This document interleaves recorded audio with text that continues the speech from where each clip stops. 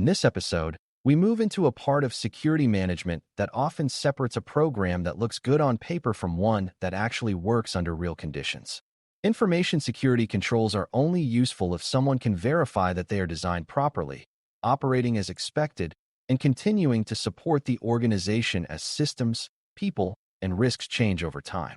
For a brand new learner, that is the heart of control testing and evaluation. It is not about trying to catch people making mistakes just to prove a point, and it is not about producing paperwork for its own sake. It is about learning whether the protections of business depends on our truly reducing risk or whether they only create the appearance of safety. This matters a great deal in the Certified Information Security Manager, CISM, mindset because security leadership depends on more than selecting controls and hoping for the best.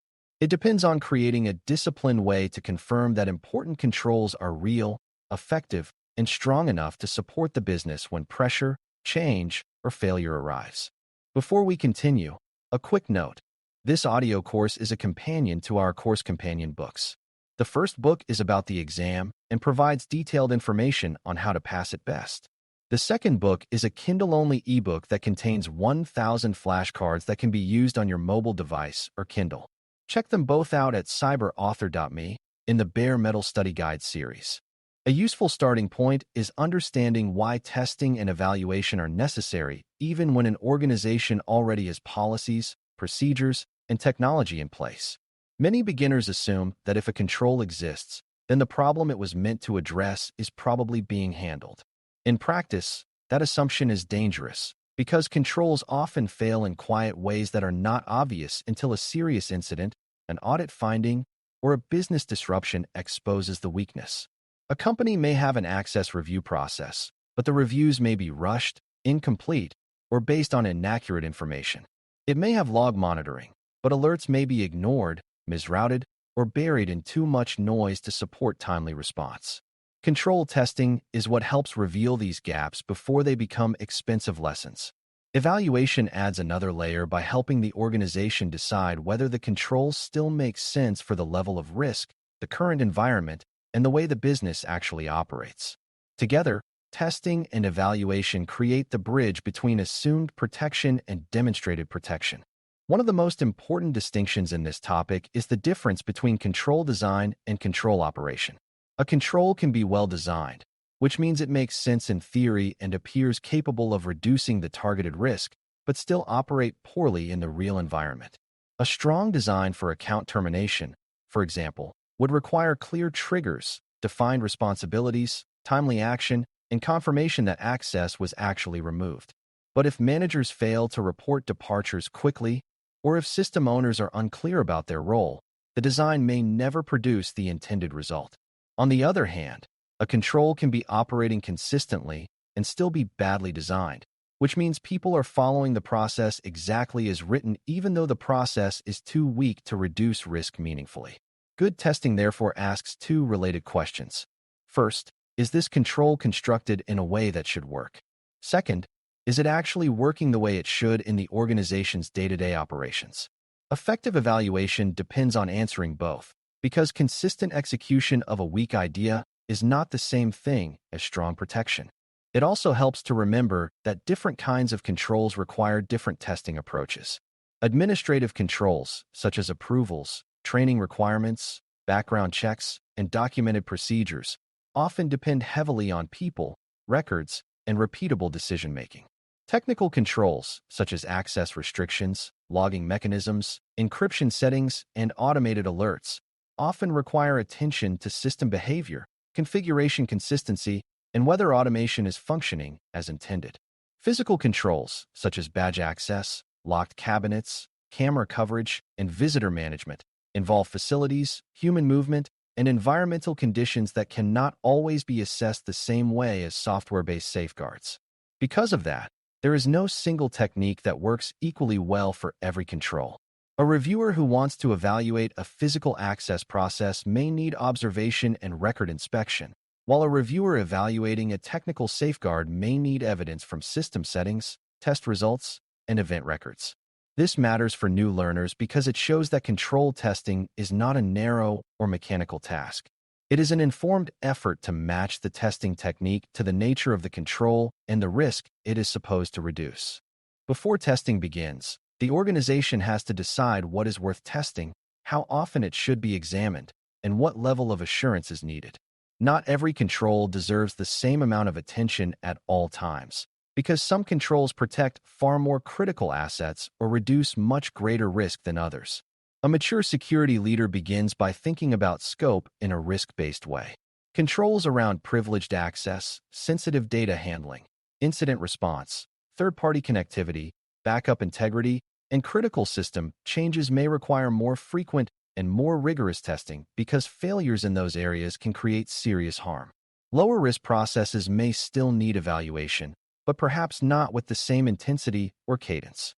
Scoping also involves understanding the objective of the review. Is the organization trying to confirm basic compliance with a requirement, assess operational reliability, validate a recent change, or identify weak points before an external review or major business event? The answers shape the testing approach. Strong control testing starts with thoughtful planning rather than jumping straight into evidence collection without a clear understanding of what assurance is actually needed. When people talk about testing techniques, several methods appear again and again because they help reviewers learn different things about a control. One common method is inquiry, which means asking responsible people how the control is supposed to work and how it is performed in practice. Inquiry can be helpful, but by itself it is rarely enough because people may describe the intended process rather than the actual one. Observation adds more confidence by allowing the reviewer to watch a process being performed, which can reveal workarounds, delays, or informal behavior that documentation does not capture. Inspection involves reviewing records, approvals, logs, tickets, reports, or other artifacts that show whether the control occurred as expected. Reperformance goes even further by having the reviewer repeat or independently verify part of the process to confirm the result. These methods are strongest when combined rather than used alone. A manager may say access reviews occur monthly. Records may show that a review was documented. Observation may reveal that the review is rushed, and reperformance may show that high-risk access was not actually examined carefully. Together, these techniques help replace assumption with evidence. Another major part of testing is deciding how much evidence is enough to support a reasonable conclusion. In real organizations, reviewers usually cannot examine every single event, every access change, every vendor check, or every instance of a control across the entire year. That is where sampling comes in, which means selecting a portion of the available population in a way that still supports a meaningful conclusion about how the control is functioning. Beginners should understand that sampling is not just random spot checking without thought. The reviewer needs to think about risk, volume, timing, variety, and whether certain cases deserve special attention because they involve sensitive systems, unusual privileges, or periods of higher business pressure. The time dimension matters too. Some controls can be checked at a single point in time, such as whether a configuration setting is currently enabled. Other controls need evidence over a period, such as whether access reviews or backup tests happen consistently across several months. Good control testing respects the difference between a control that is present today and a control that has been operating reliably over time. Evidence quality is one of the most overlooked parts of control evaluation, yet it often determines whether the final conclusion is trustworthy. Not all evidence provides the same level of confidence. A verbal explanation may help the reviewer understand the process, but a properly retained approval record, time-stamped system log, or independent report usually provides stronger support for a conclusion. Evidence should be relevant to the control objective, reliable enough to trust, and complete enough to avoid a misleading impression. If a reviewer collects only the cleanest or most convenient examples, the result may look reassuring while hiding the broader reality. Documentation of the testing itself is also important because it shows what was reviewed, how conclusions were reached, what exceptions were found, and what limitations affected the work. This matters for repeatability as well as accountability. If another reviewer examines the same area later, they should be able to understand the basis for earlier conclusions rather than starting from scratch. Strong evaluation is not just about having evidence. It is about having evidence that is appropriate, well understood, and clearly connected to the control objective. Testing people-driven controls often requires extra care because human behavior can create gaps that do not appear in formal process descriptions. A security awareness program may show excellent attendance records, yet employees may still make poor decisions when they face convincing phishing messages or time pressure from a busy workday. A change approval process may appear complete in the ticketing system, yet managers may be approving requests automatically without meaningful review. A segregation of duties control may exist in documentation, yet actual work patterns may concentrate too much power in one trusted individual during urgent operational periods. These examples show why testing human and process controls needs more than checkbox verification. Reviewers have to look at how people interpret the requirement, whether they understand its purpose, and whether daily behavior supports or weakens the intended protection. Interviews, walkthroughs, trend reviews, and comparison of expected behavior to actual records can all help here. In many organizations, the biggest control weaknesses are not technical failures at all. They are process shortcuts, vague ownership, or habits that slowly drift away from the original security intent. Technical controls need careful evaluation too, but they bring their own challenges.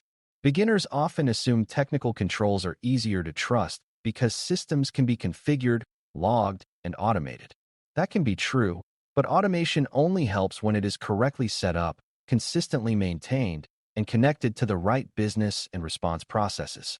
A system may technically generate alerts, yet the threshold may be poorly tuned, the coverage may be incomplete, or the alerts may not reach the right analysts in time. Access rules may exist, but exceptions may be widespread or inherited privileges may quietly undermine the intended restriction. Encryption may be enabled, but key management or data handling processes may still leave important exposure elsewhere. Evaluating technical controls, therefore, involves more than verifying that a feature is turned on.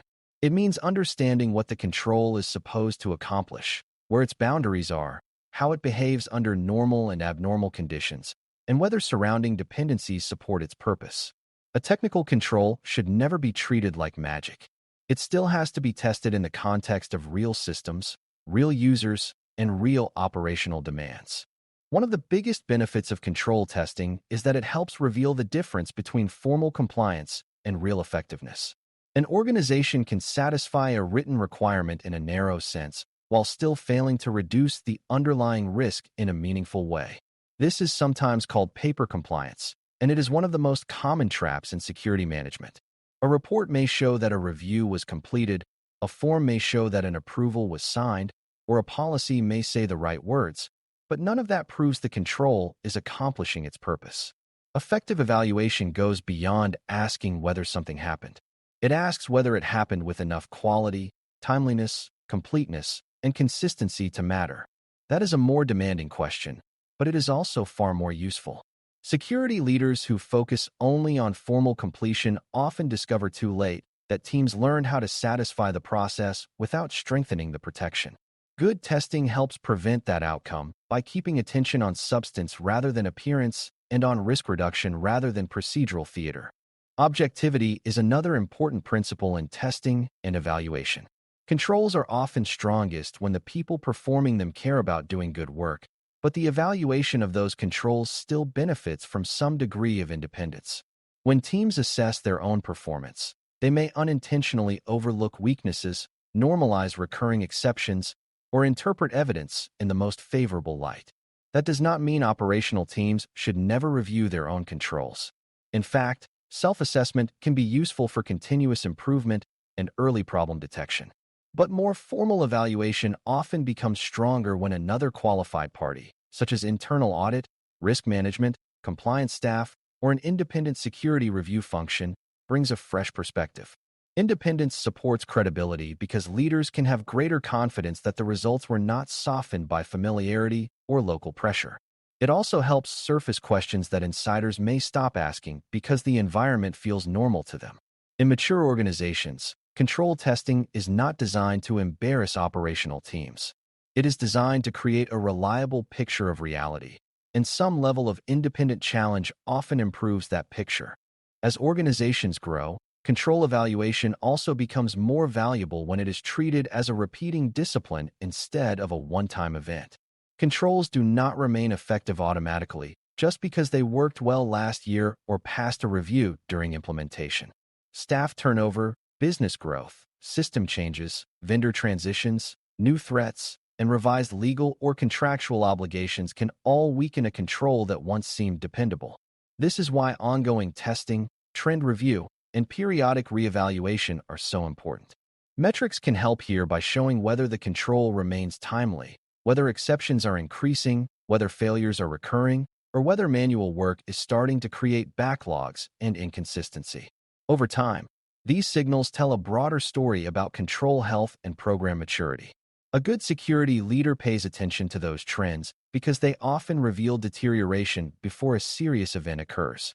Continuous evaluation does not mean constant crisis. It means the organization stays curious enough to notice when yesterday's strong control is quietly becoming today's weak assumption. The final stage of effective testing is making good use of the results. Findings should do more than sit in a report waiting for the next meeting. They should help the organization decide what needs remediation, what can be accepted temporarily, where additional monitoring may be needed, and whether a control should be redesigned rather than merely repaired. Some failures point to poor execution of an otherwise sound control, while others reveal that the design itself no longer fits the environment. Communication matters here because leaders, control owners, and business stakeholders need to understand the significance of the results in terms they can act on. A weak control around a low-risk process may call for routine improvement, while a weak control protecting highly sensitive systems may require immediate attention and executive visibility. Good evaluation therefore connects findings to business impact, risk exposure, and the practical decisions that follow. Testing is most valuable when it leads to better protection, clearer priorities, and stronger accountability across the organization rather than simply proving that a review took place. As we close, the main lesson is that techniques for information security control testing and evaluation are really about learning whether security protections are real, dependable, and aligned with the risks they are supposed to reduce. Strong organizations do not stop at choosing controls or documenting them. They observe them, inspect them, challenge them, and compare expected performance with actual practice over time. That work requires careful planning, appropriate evidence, thoughtful sampling, attention to both human and technical behavior, and enough objectivity to see weaknesses without denial. For a new CISM learner, this topic is important because security management depends on demonstrated assurance, not hopeful assumptions. A control only deserves trust when the organization can show that it is properly designed, operating effectively, and still suitable for current conditions. When testing and evaluation are handled well, they do far more than uncover flaws. They help the security program become more honest, more resilient, and far better prepared to protect the business in a world where appearances can be misleading and real assurance must be earned. Thanks for listening. For more audio courses, daily newsletters, and more, please visit baremetalcyber.com.